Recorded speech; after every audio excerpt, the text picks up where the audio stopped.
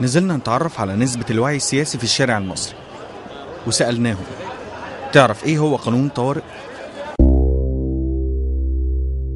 هو المفروض ان هو ده قانون ضد الارهاب. قانون الطوارئ على اساس ان طبعا الانسان لازم ان هو يكون ماشي مظبوط وكويس، الانسان اللي يعمل حاجات مش كويسه طبعا لازم يتحاكم. هو قانون الطوارئ ده بيدي يعني للداخليه سلطات، يعني هي مش وحشه بالنسبه للي بيحصل في البلد حاليا يعني. نعرف ان هو قانون الطوارئ مثلا دلوقتي كان بيطيح في كل حاجه، بمعنى ان ممكن الواحد يبقى ماشي من غير اللي ولا عليه يقول له تعالى انت مشبوك فيك او انت مشتبه فيك او كان هو مش عارف ان كنت انا انسان كويس او وحش.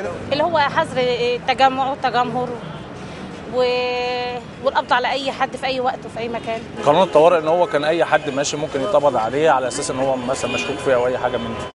قانون الطوارئ قانون بيفرض في ظروف طارئه وليست في الظروف الطبيعيه، ومفروض انها تبقى لفترات محدده، ولكن يمكن عندنا في الظروف المصريه كانت فترات استمرت لفتره، ثم جه الرئيس السادات في سنه 80 او 81 80 اعتقد لغاه، ثم فرض مره اخرى بعد اغتيال الرئيس السادات. وبالتالي